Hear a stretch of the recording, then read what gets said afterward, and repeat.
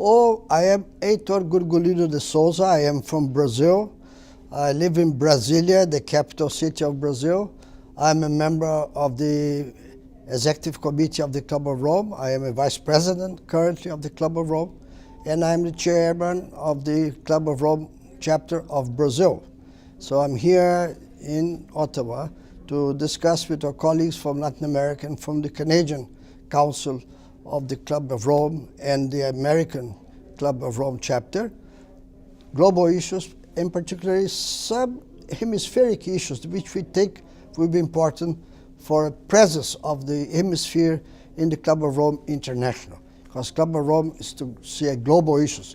We are part of the globe, but we would like to have a specific agenda of the hemisphere in the international agenda of the Club of Rome. And now we came to Ottawa to broaden our discussions, not only from a Latin American perspective, but from a hemispheric perspective. And I would say my interest started a long time ago when I became an international civil servant working in the Organization of American States in Washington, D.C.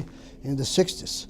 That's when we began to discuss issues of forestry, Amazon, Costa Rica, other parts of the world, but we were particularly concerned with the American continent, the US, Canada, from Mexico all the way down to the tip of Chile and Argentina.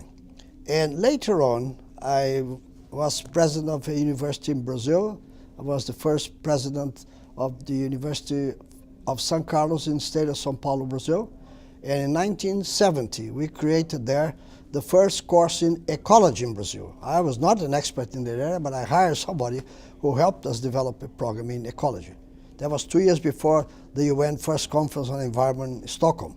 So from then on, we continued this work. I was there while I was rector. Rectors only last 4 years in Brazil. But while I was rector at that university, we decided that there's a day in November in Brazil when I was in elementary school, we all had to plant a tree. Okay, I gave this idea to my university students. They didn't like it. This is not an elementary school.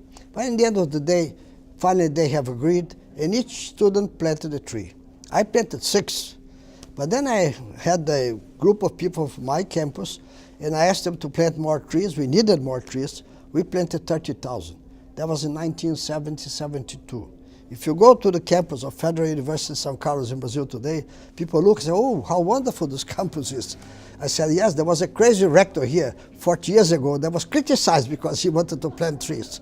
That's what we should be doing. If every citizen of the world, if every Canadian, every citizen of the Americas plant one tree, we will have a good number of trees in the future years. Only 1 tree a year would not cost too much. We have 7 billion people in this world by next September, October. How about 7 billion trees in this world? This will help what irrationally we have been doing for centuries, not only in the Amazon, as people think today, but all over the world. Even here in Canada or in the United States or in Europe, people destroyed forests long time ago. That was the price they paid to develop. Now, we want the developing countries of the world not to cut trees, and then they have to find a new way to develop without using the trees. So we have to look for other sources of energy, how to increase food production, because population is growing, they need more food.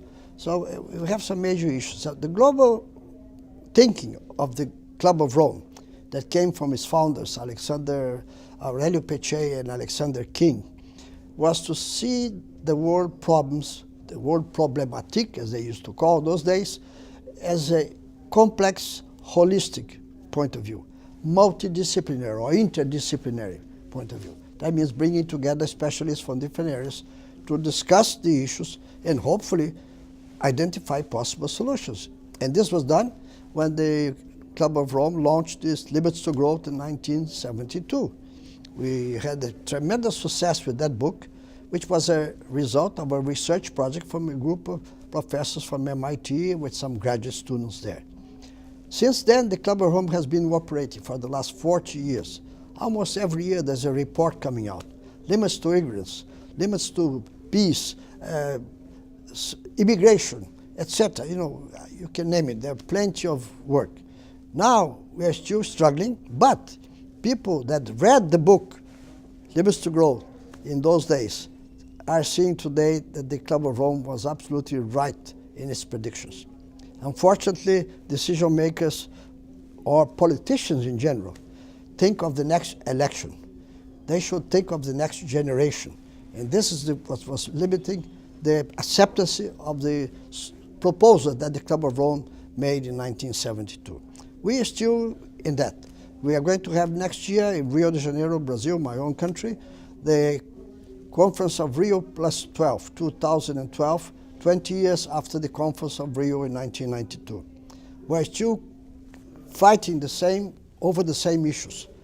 The developed countries in the north, developing countries in the south, they have to come together because it's important for the survival of mankind. We met in Buenos Aires to discuss an agenda for Latin America, and we came here to Ottawa to discuss a hemispheric agenda. I want to thank the Canadian Club of Rome, the CACOR, for taking this initiative and hosting us here. It's the first time that we come together as different countries, different groups of the Club of Rome to discuss global issues, but looking particularly to the hemispheric agenda. As I said, the Club of Rome will be meeting in November in New Delhi in India, where we're going to discuss global issues, of course. But unfortunately, the last few years, the voice of Latin America and the voice of the Americas have not been too strong in the International Club of Rome.